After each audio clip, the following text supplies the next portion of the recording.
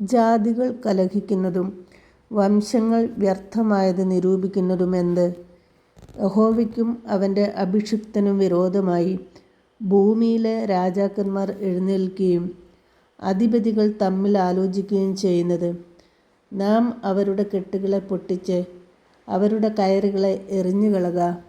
സ്വർഗത്തിൽ വസിക്കുന്നവൻ ചിരിക്കുന്നു, കർത്താവ് അവരെ പരിഹസിക്കുന്നു. അന്ന് അവൻ കോപത്തോടെ അവരോട് അരുളിച്ചെയ്യും, ക്രോധത്തോടവരെ ഭ്രമിപ്പിക്കും. എൻ്റെ വിശുദ്ധ പർവ്വതമായ സിയോനിൽ ഞാൻ എൻ്റെ രാജാവിനെ വാഴിച്ചിരിക്കുന്നു. ഞാനൊരു നിർണയം പ്രസ്താവിക്കുന്നു. യഹോവ എന്നോട് അരുളിച്ചെയ്തത്, നീ എൻ്റെ പുത്രൻ, ഇന്ന് ഞാൻ നിന്നെ ജനിപ്പിച്ചിരിക്കുന്നു. എന്നോട് ചോദിച്ചു കൊള്ളുക, ഞാൻ നിനക്ക് ജാതികളെ അവകാശമായും ഭൂമിയുടെ അറ്റങ്ങളെ കൈവശമായും തരും.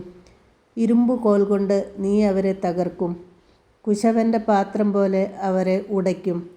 ആകയാൽ രാജാക്കന്മാരെ ബുദ്ധി പഠിപ്പീൻ, ഭൂമിയിലെ ന്യായാധിപന്മാരെ ഉപദേശം കൈക്കൊള്ളുവീൻ. ഭയത്തോടെ യഹോവയെ സേവിപ്പീൻ, വിറയലോടെ ഘോഷിച്ചുല്ലസിപ്പീൻ.